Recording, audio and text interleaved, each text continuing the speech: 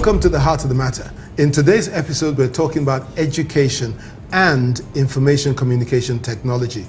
Education is vital to the development of any nation, and when you add ICT, information communication technology, to it, you take education a step higher.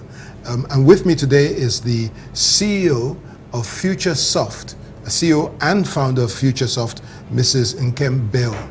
Nkem, you're welcome to the Heart of the Matter. Thank you very much. Now, education is a major issue in our country. It is. We have students are currently out of school because their lecturers are on strike. Okay, and if you visited our universities, you'll find there's a dearth of equipment. A lot of doctors go through university not seeing the equipment they're going to use in hospital. So what does ICT bring to education to take it up to the next notch? I think what ICT can bring to education is, first of all, a platform to access content. Because, you know, one of the key things that we've seen in the Nigerian educational system is that a lot of the courses are outdated. So you go to university, you study computer science. First of all, you don't see a computer probably until maybe you're in your last year or something, if at all. And secondly, you're learning old programming languages that when you get into the workspace, you can never use because, you know, there are people who are almost 60 that's what they learned when they went to university. So with technology, you can actually make sure that even if the lecturers are teaching old stuff, that there's still content available that teaches the things that are relevant. And that's not only for ICT, but for any kind of course. For medical courses, for example, you could have actual, operations that are specialized operations and that can only be carried out in, let's say, a teaching hospital.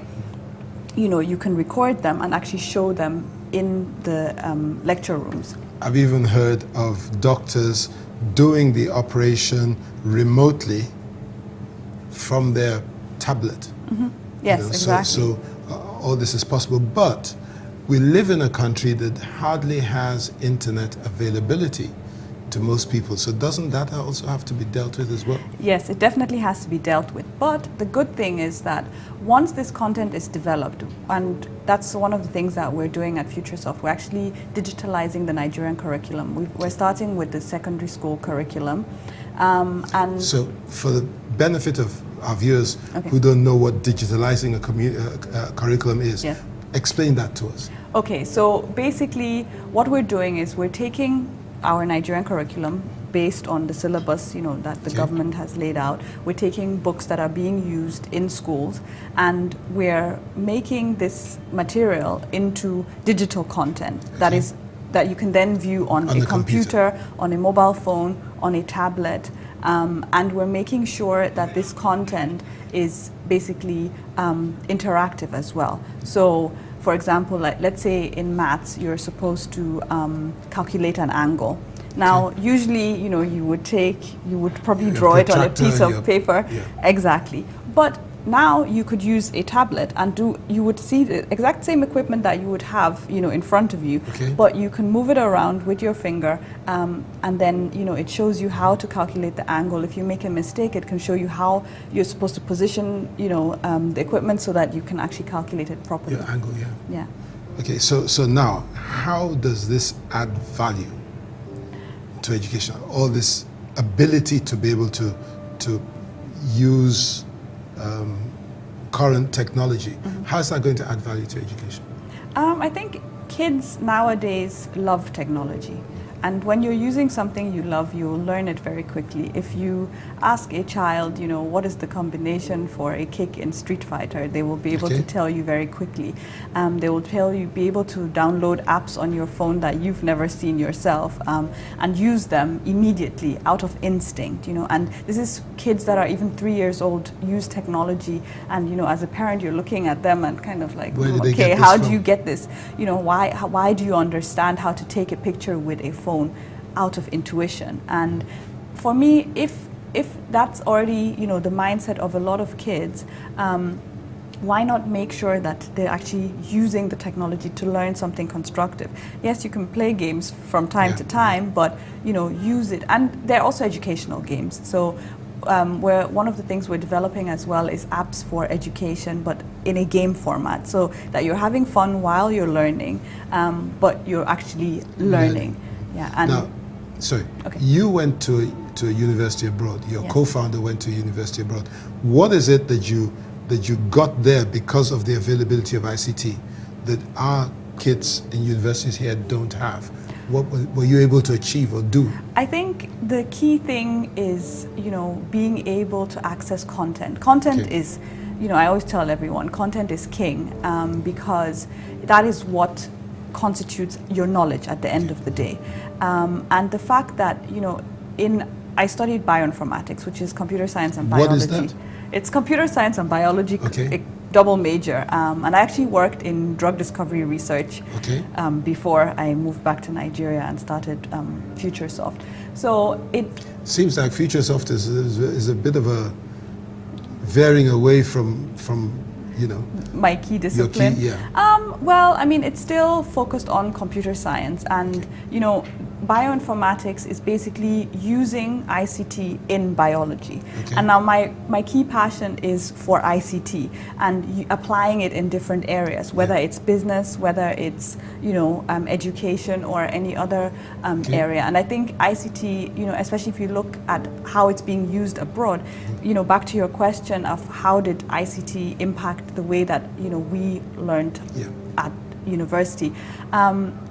Everything was online. You have to submit your homework online. Your course material is online. If you don't know how to solve the question, you Google it and if you didn't go to lectures, can you go to lectures online? Yes, you could. All the lecture material is online. And even before you go to the lecturers would have uploaded their presentations. So you can take your time to review them, so that by the time you get to class, you already have some sort of idea of what they're going to talk about, and it also helps you ask questions. There were forums where you could interact with tutors, you could interact even with your lecturers and ask online questions. Everything online. So, at the end of the day, you didn't need to be in a specific location to gain knowledge or interact with people who can help you. Even your fellow students, you could chat with them online. There was a chat for our faculty, so you could even talk to students you don't know, but they're in a higher year than you, and they face the same problem. So you can ask them, okay, last year when you were in this class, how did you solve this homework? And then they're not allowed to give the answer because all the forums actually monitored by the university, but they're allowed to tell you what they did. Exactly. They can give you hints and can say, okay, why not research this or read that. And I'm not saying that the traditional way of learning is bad. I just think that a mix of the traditional way and the modern way is fantastic. And if we look a couple of years back, when I was in secondary school, if you wanted to know something, you go home, you open the bookshelf and get an encyclopedia. You look for, okay, you want to learn about the Galapagos Islands. So you take G, you find Galapagos Islands, you read up on it. But you're limited. But now if you Google Galapagos Islands, you will find probably 1 million pages, that have information about the Galapagos Islands, and you will even be able to see pictures. So you have an experience that you cannot get, with just the traditional way of learning. Let me ask an important question. Our universities today don't have usable toilets. How can we get ICT into universities that have not focused on the basic infrastructure? What do we do? Okay, I think that's a very, very tough question, because in an environment where basic infrastructure is not provided, it also means that there's probably no light. There's probably the lecturers, the students are peeping through the windows to get to hear the lectures. Exactly. So there's probably a lot that is wrong in a university like that. But the good thing is that there are also universities abroad that have actually made material available. So as long as the students can gain access to the internet, they can learn from material from Stanford, from MIT, from almost any university. And now most of the big universities abroad are also offering online courses that you can take in addition to what you're learning at university. So I always tell people, if your university is crap, okay, fine, that's where you are. Face it, but don't let that limit your knowledge. Go and find knowledge. You don't need somebody to come and spoon feed you. You're not a baby. Find it. It's available, it's out there. And if you have a phone, if you have time to go on Facebook every single day, then surely you have time to learn online as well. Okay, we're going to take a break right there. We're talking with Nkem Begho. We'll be back in minutes. Stay tuned.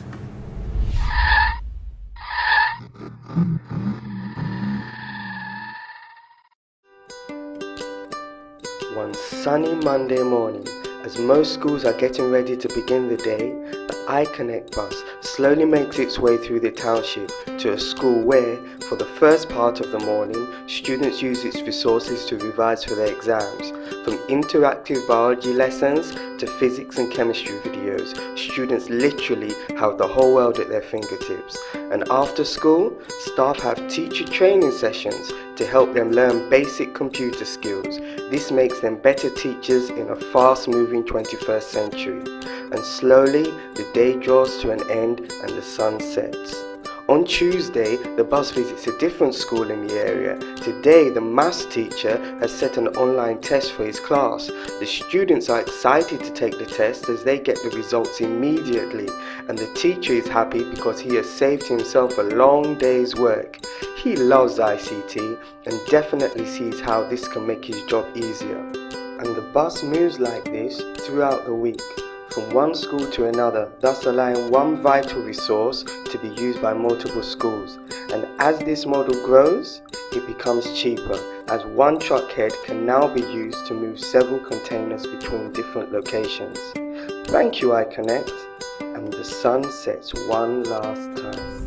Welcome back to the Heart of the Matter, where we're talking with Nkem Begho about information communications technology in our education system. We've talked about the benefits, and it's immense. I mean, today you could get information just by Googling, a name, and you will be shocked at the amount of information that comes out. But how do we get the universities, the colleges to buy in to providing the basics, the fundamentals, even at our primary level? Because one of the challenges we have in our country today is that we don't give enough priority to the very basic education at primary and secondary level. So we're not giving it the sort of priority. How do we get them to understand the importance of providing this technology in our educational institutions? I think it's something that will require a real mind shift. In Norway, for example, if you don't have a first class, you cannot be a teacher. No matter whether you're teaching university, secondary school, or primary school. And that is the kind of attitude that we need to adapt. We need to have the best minds who will actually, teach the children, because the children are the future. If you don't invest in them, and you have no future. You have no future. For example, if you look at Ashish Thakkar is Africa's youngest billionaire. He didn't go to university. See what he's made out of himself. But that's because he had a very good primary and secondary education. And when you speak to him, you will never know that he hasn't gone to university. He uses all the big words because he's used technology to keep educating himself, and there are different types of learning. You don't necessarily need to be in a classroom to gain knowledge and learn and, get experience that you require to be successful. No. But you do need that foundation. So you're absolutely right. We need to focus more on primary and secondary. You're putting content onto, you're digitalizing content. Yes. So is it conceivable that you can get books? I don't know if you have to get permission to get books and digitalize them textbooks, for instance? Yes, so you can do that as well. And I know that some of the publishing houses are actually starting to digitalize their own books. And if we look at Osun State, they have actually brought out a tablet for, I think, primary and secondary schools. Okay. And they've given the tablet to some of the schools. And the tablet has books on them, textbooks, Okay. So each kid has a tablet, so they don't need to buy 10 books anymore, They can just use that tablet. And it has the books for all the years that they will ever go to school, And I think, the books is also, it's a factor that, excludes children as well, because the books are expensive, whether we like it or not, even if for some people they'll say, oh, but the book is less than 500 naira or less than 1,000 naira, but for some people that's a lot of money, and you don't need to buy one. I also am part of an NGO, and we run a scholarship program for kids that are in Lagos State Special Correctional Centers, and we send them to private school. And whenever we get the book list, I'm like, how are other people affording these books, And especially if, let's say, maybe you have an income of 30,000 naira or 40,000 naira, or even minimum wage, which is even less. How would you ever be able to afford these books. And give to your children? So how do we get that tablet into the kids' hands? To be able to do that on a large scale, to be honest, I believe it will not work without government participation. We've talked to teachers in schools, we've talked to principals in schools, and a lot of them are like, oh, but the state says this and this and this is what we have to teach. We're not allowed to use other material. We're supposed to use this book and this book and this book, even if the book is old, even if the book is, not teaching them everything that they need to know. So without having, that permission or, policy that would drive that change in the educational system that comes from, let's say, state level or even the federal level, it's going to be very, very hard to, digitalize or give kids access, on a large scale. Because if what we're doing, we're digitalizing it and it's going to be available as from, probably January next year. That's our aim anyway. But it means that it's going to be available outside of the school system, just because, you need a partnership with the government to be able to do that. Provide. Well, just talking about that, earlier on, we talked about the fact that if government can put access to the internet into all our institutions, and I hope the Minister of Education gets to see this program. And so, Honourable Minister, this is directed at you. If you can put access to the internet, broadband internet, into our higher institutions, into our state-owned, local, secondary and primary institutions, then I will, and I'm making this undertaking right now to you, I will lead a campaign to ensure that we get a desktop or access to a computer to every student. So you put the internet into the schools and we'll make sure that we get the computers in. So Minister, it's over to you. Back to the program. You run Futuresoft, okay? And this is your passion. You're not driven, there's no money in this for you. No. Okay? It's your passion. Now, what do you do in order to be able to earn a living? Okay, so Futuresoft actually focuses on building websites for corporates and so you software build solutions. websites? Yes, Great. and software solutions as well, that help you run your business more efficiently. Okay. So we're an IT solutions provider, basically. And my business partner and I just happen both to be very, very passionate about education. He actually worked in the UK for 12 years in the educational sector as a consultant to an e-learning company, because there was a directive by the UK government to actually implement e-learning systems in all the schools. And what they found is that the government could say, yes, do it, and the schools will be like, no, okay, we're not really ready, we don't want this. Or the teachers, the schools will even go ahead and put the infrastructure there, and then the teachers are like, yeah, no, we're not going to use it. So there had to be a lot of change management, which is also, what Nigeria will have to go through to actually make that change, because if you have a lecturer who's never used technology, how are you going to get him to upload his lectures onto the internet? And content is the key, the thing that drives everything. The lecturer is also charging the students to give him the handout. Exactly, which is one of the issues. I remember when we first started Futuresoft, we were really excited that we have an e-learning solution. So we said, yeah, we're going to, go and offer it to universities for free. So we went to a university and, we offered it to the computer science faculty for their master's program, which is, very few students. We offered it free and we said, look, we want to partner with you so that we can do a pilot study and see how this goes, because if this is successful here, it means that we can replicate in other universities and we can add content, that foreign universities are offering, just so that students have better quality material. And, the person in charge said, I don't think the students are going to like it. And I said, why? And he said, well, they prefer, our handwritten notes. And I said, really? They prefer the handwritten notes? I said, I don't understand why you're even giving them a choice.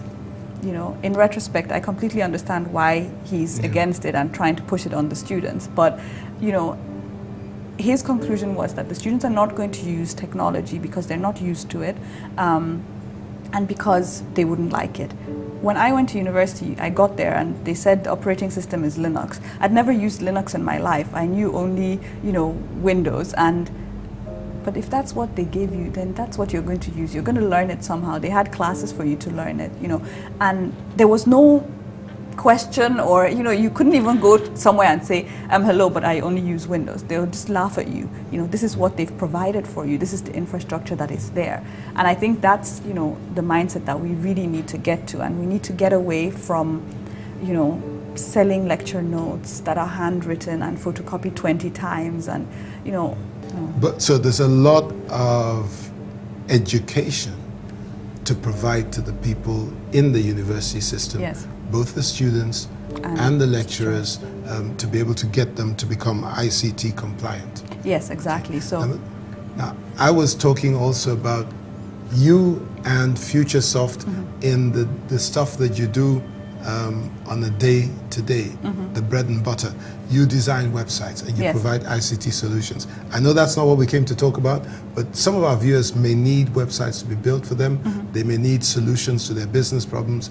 You're the person to get in touch with. Yes. And we'll put all the information about Futuresoft on the screen so that you can get in touch with Nkem at whenever you need to.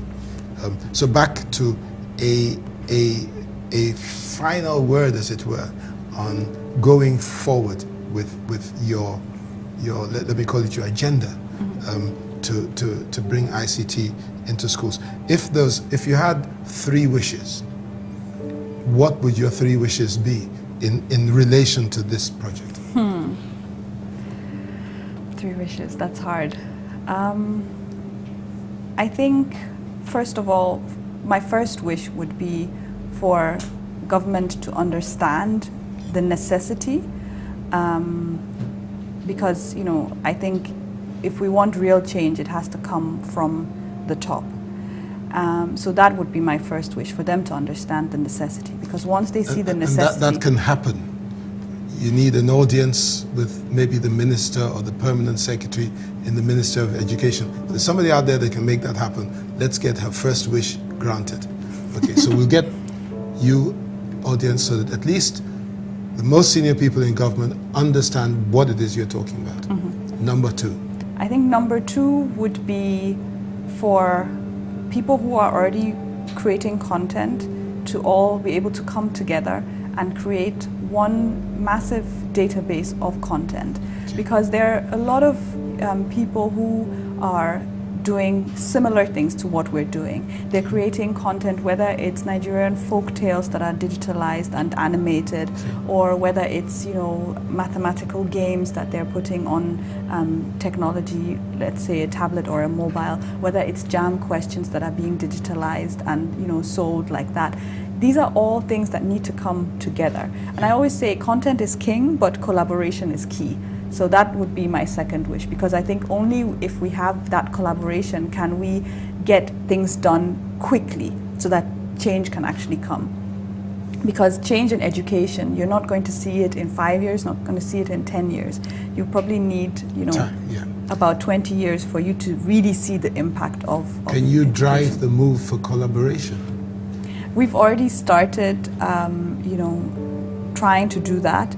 We're in contact with different content providers who are creating educational content as well, and talking to them to see how we can, try and all come together and do something, But I mean, some people are in it for financial gain. Some people are in it, because they're passionate about it, or they love kids, or some reason. So it's also not that easy to get people to come together and say, okay, this is what we're doing. Especially if there's no proper roadmap, that maybe the government has signed off and says, okay, we're going to make sure that there's content, and obviously the content creation also requires finances. Now, somebody out there watching this, if you can help bring people together, please get in touch with Nkem and let her know.